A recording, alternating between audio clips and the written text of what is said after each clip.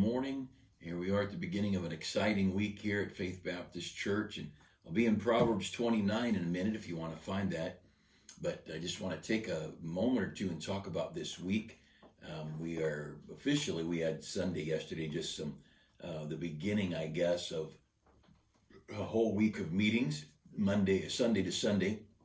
But it was me yesterday, the normal boring preacher, but tonight you'll get to hear Pastor Corey Mears tonight and tomorrow night, and he became our friend as when he was a missionary in Fiji, and he and his wife, and what a story. I'm going to try and talk him into just sharing their testimony Monday or tonight, and or tomorrow night, we'll see. But see how the Lord leads with things. But I just want to encourage you, if you do a couple of things every day this week from today till Friday at 10 o'clock, we're meeting at the church for soul winning. And so we're going to come, there'll be maps laid out.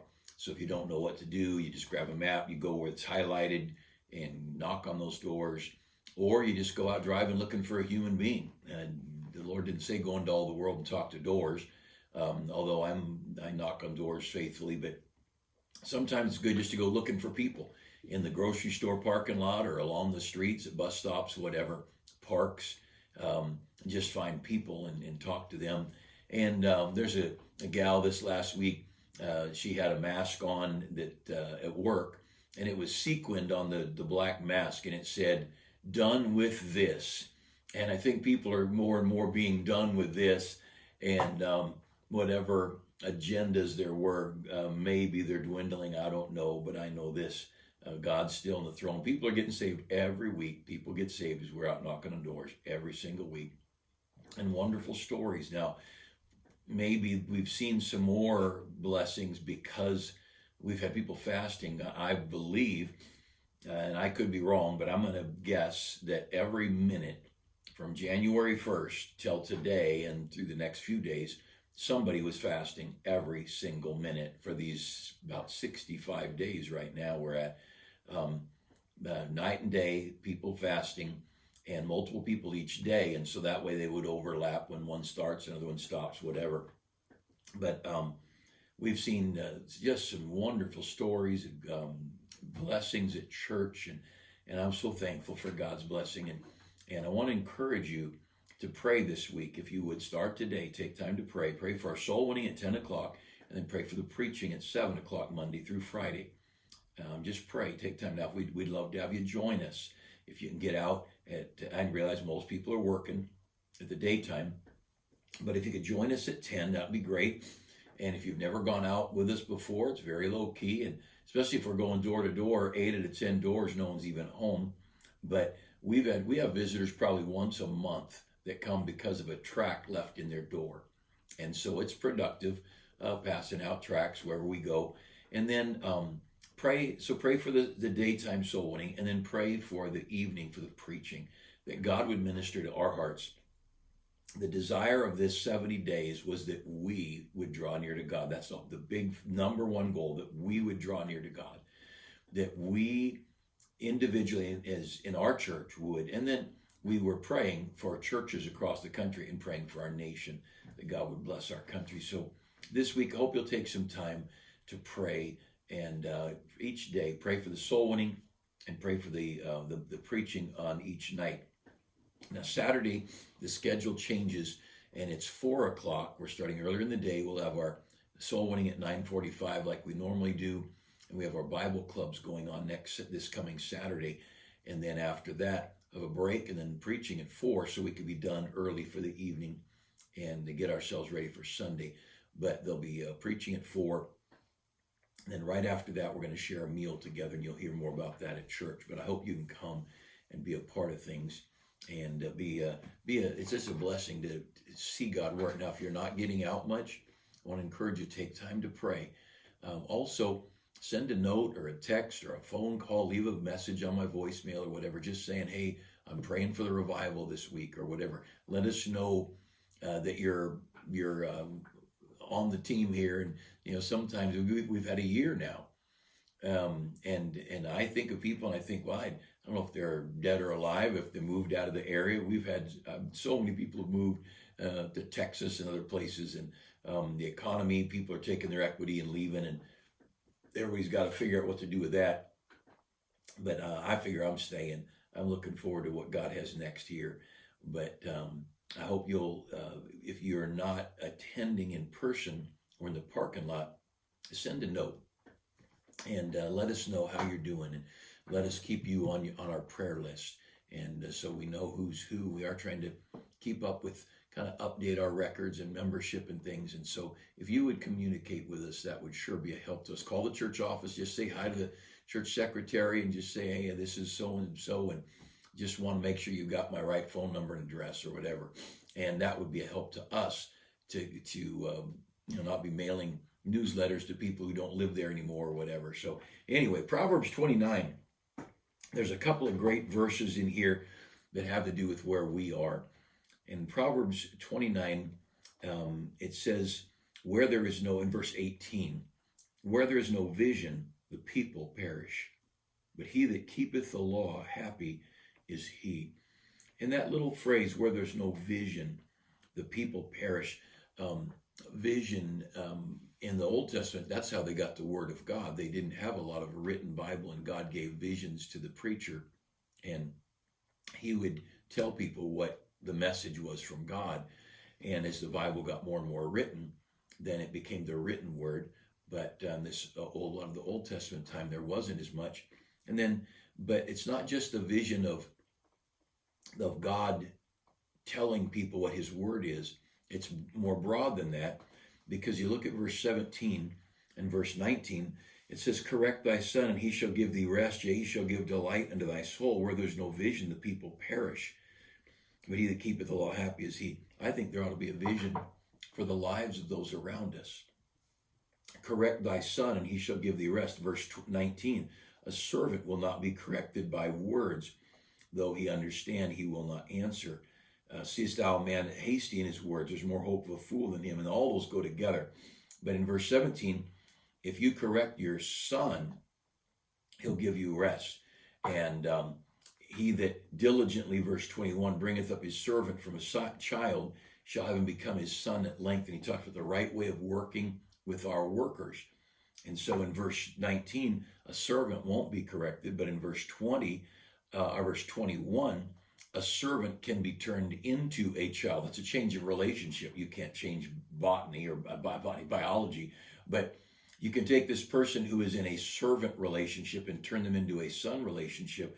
If verse 20, you won't be hasty with your words, and verse 18, you keep your vision. Having a goal of seeing lives change, having a goal of influencing people, and having a goal of helping people, having a vision of what we can do, but in verse 17, having a vision of what others could do. The desire to see young people happily married, sober, jobs and hardworking and honest citizens, and having a vision of people living happy lives and useful lives, and training people. And again, you take that servant, that person that's just around you because of necessity through job or whatever, and you delicately train them and work with them, and you can get where you have this family relationship. And then verse 17, if they're off a little, you can correct them, and they'll give you joy, and they'll give you rest. And there's so much about moving people relationship wise this is talking about. And there ought to be a vision in our hearts of our influence on others, but also I think there ought to be a vision of what we can do. And I love the fact that Psalm 139:14 says, I'm fearfully and wonderfully made, and that I matter to God, and you matter to God. You look at the scriptures and you see that God has a plan for you, that God has a purpose for you, and you never find anywhere that God has beaten somebody up because of they stepped off course in their past. Men will beat you up, but God won't. The woman that was supposedly there, John 8, I want to say, was taken in adultery, and they said this law says she should be stoned. And what do you say, Jesus? They brought this woman to him, and Well, what the law said is the man and the woman should be stoned. Where was the man? How come they brought the lady and not the man? There's all these typical injustices. People want to take a little bit of truth or take a little bit of scripture, and then they twist it and warp it. And it's so common, and it's always in an accusation. It's in a critical and a slanderous manner. And here, this lady was allegedly caught in the very act, and that's when Jesus knelt down, started writing in the dirt whatever he wrote. Might have been writing places and names of people where those guys had been doing wrong. Who knows? But whatever it was, they all went out one after another. He said, "He that's without sin cast the first stone," and they all left. And so he's left with the lady, and he said, "Go thy way and sin no more." And you know, the Lord's concerned about your tomorrow, not your yesterday. And the Lord's concerned about your influencing others and helping others in the future. He's not that concerned about your past. Our past needs forgiven. We need to go to God, confess it, forsake it, and then we need to go on. The devil's the one who brings up your past. Over there in Revelation, I think it's chapter 14, it says that the accuser of the brethren is cast down. That old devil, he's accusing you and me before God. He's accusing us to us. I think he's whispering in our ear, "You're a mess, and you've done this and that, and God's not going to forgive you, and God may forgive you, but God can't use you." And he's the accuser of the brethren. I think he's up in heaven, like we read in the book of Job, where he's there saying, "Yeah, what about Job? Job this and this and this." And the devil's accusing Job of being unfaithful to God. And God's not bringing up your past. The devil's bringing up your past. God's bringing up the need for us to confess and turn from our sin, and then to go serve God and live for others and love our neighbor as ourselves. That's all of the law and the prophets, to love God and to love our neighbor. And in verse 18, where there's no vision, the people perish. The devil would like to demoralize you. He'd like to get you mentally and emotionally down so that you feel like you're of no value. Now, God in the Bible doesn't say you're of no value. That's you and the devil. That's the devil talking, you listening. And no vision for your own life, and no vision for what you can accomplish. I'm 63. I'll be 64 in a couple months. And I'm sitting here. My list of to-dos is way longer than I think my life is going to be. But I'm not about to stop. I've got visions and dreams of things to accomplish, and what I would like my life to do to help others and to honor God and to influence this old messed up world. This is a hurting world we're in. A lot of broken people, a lot of broken homes, and I want to make a difference. The vision, but see, the devil, he's going to try and get us to be hopeless. He's going to try and get us in despair and to be discouraged. And so that why? So we quit keeping the second commandment, which is to love our neighbor as ourselves. The devil would like to defeat me mentally. During World War II, so much of what the Japanese did was mental. If you read the Bataan Death March and other things, the Tokyo radio that they would broadcast into America, the goal of the Japanese was to demoralize the American troops. That's why they would be so vile and shameful and filthy in their treatment of prisoners and their treatment of the dead, and horrible things that would demoralize the troops. And that's what the devil does. The devil tries to defeat you. That's what this world of media does to conservatives. You know, look what the media did to a Sarah Palin and to President Trump. Their goal is to demoralize, to humiliate, to shame, to get you to give up your dreams and to give up what this verse calls your vision in Proverbs 29:18. And where there's no vision, the people perish. See, if you lose your vision of your life making a difference, somebody's going to perish. There's somebody that you're going to help. We'll go out knocking on doors and passing out tracts and witnessing. And if we don't go out, there's somebody who would have gotten saved who will not get saved just because we didn't go. It's just a fact. And if we get discouraged where we quit doing what we're doing and we drop out of church, then our life is not going to influence anyone else's life for eternity anymore. And that's the work of the devil. And he may use family to do it. He may use finances. He may use guilt of your own life or your mishandling of things or whatever. But the devil is so good at just draining us of hope.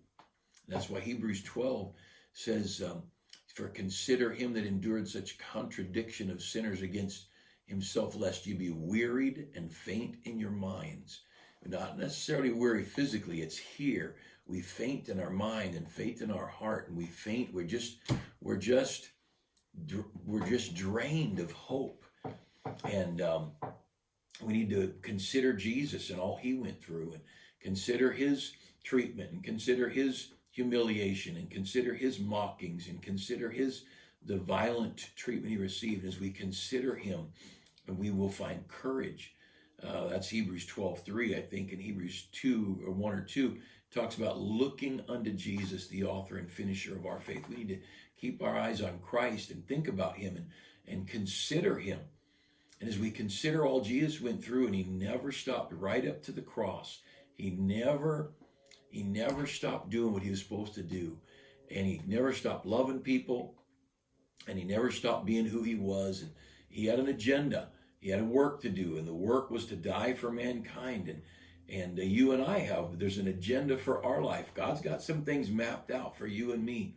And we can't get weary and faint in our minds. We can't allow ourselves to end up useless, futile lives, not accomplishing anything. Go to work, make a few dollars, come home, spend a few dollars, get old, die, never make a difference in anyone's life. That's what the devil would love to do to all of us. But you know what? I just think where there's no vision, the people perish. I just think we need to keep our vision. A vision alive for ourselves and a vision alive for others. People, that child, that servant, those people around us. Who can we help? Who can we be an encouragement to? Oh, use your life today to be a blessing to somebody. And pray. You may not see many people. I know some of our folks, 2 or 3 little ones at home, they don't get out hardly at all. Some of our seniors may not get out much, but pray. Take time to pray. And when you do get out, determine, I'm going to be a blessing to somebody. I'm going to be an encouragement to somebody. And pray for God's help and God's blessing on our lives, that we might accomplish, that we keep our vision. And that through having that vision, a God-ordained vision, that we might make a difference in this world. Until he comes, let's be faithful. And again, hope we can see you tonight at 7, 10 o'clock at Soul Winning. Each day, 7 o'clock preaching. It'll be a great week. Hope you can come, and please pray that God would bless our time together. And of course, it'll be live stream. You could join us online if that's better for you. Have a great day. Thanks for taking a few minutes here this Monday morning.